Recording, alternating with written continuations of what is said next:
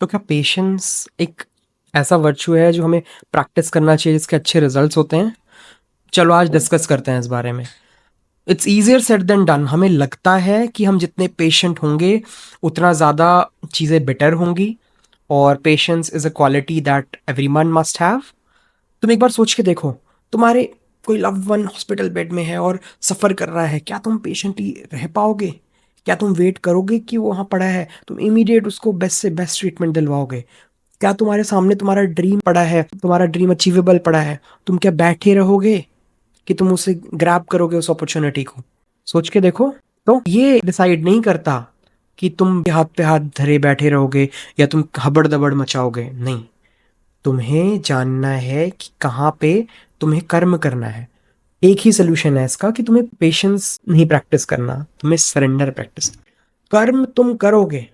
There is a saying कि तुम अगर कुछ 10 साल में अचीव करने वाले हो ना, तुम उसको 6 महीने का टाइमलाइन दे के एफर्ट करोगे उसके हिसाब से, तो शायद उसको 6 महीने में ना अचीव कर पाओ, पर काफी आगे निकल जाओगे। 10 साल तो नहीं लगेंगे फिर उसे।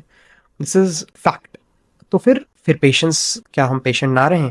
क्या इम्पेशेंट हो जाए? नो, रेस्टलेस इम्पेशेंट नहीं होना है, बट हमें सरेंडर प्रैक्टिस करना है। और क्या मतलब है मेरा सरेंडर से? कि भाई तुम्हें ये सोचना है कि तुम ईश्वर के अर्पण कर दो। तुम एक्शन लो, fast fast fast fast, fail हो फिर एक्शन लो, फिर करो, बट उसका फल, उसके विषय में मत सोचो। उसको सोच के तुम रेस्टलेस हो जाओगे, उसको सोच के तुम एंग्शियस हो जाओगे। उसको ईश्वर के चरणों में अर्पण कर दो। फिर तुम देखोगे कि तुम जो सालों में अचीव करने वाले थे, वो तुम मंथ्स में अचीव कर रहे हो, बिकॉज तुमने रिजल्ट्स के पीछे नहीं भागना है। अब तुम अपने एफर्ट्स बेस्ट दोगे और इम्पेशेंटली दोगे, रियली इम्पेशेंटली दोगे। तुम काम में कोई कमी नहीं छोड़ोगे। तुम बस रिजल्ट्स के पीछे अब नहीं भाग रहे, तो तुम पेशेंस अपने आप ही डेवलप कर लोगे। सो तुम्हें पेशेंस डेवलप नहीं करनी है, ना तुम्हें रिजल्ट्स के पीछे भागना है, तुम्हें बस सरेंडर करके वर्क के पीछे भागना है। तो विचार करो इस पे। See you in the next video. If you really had some info, कुछ समझ आया, तो लाइक कर, डिसलाइक कुछ भी जो तुम्हें लगा कर सकते हो। अगर दोबारा आना चाहते हो सब्सक्राइब कर दो, तुम्हारी मर्जी।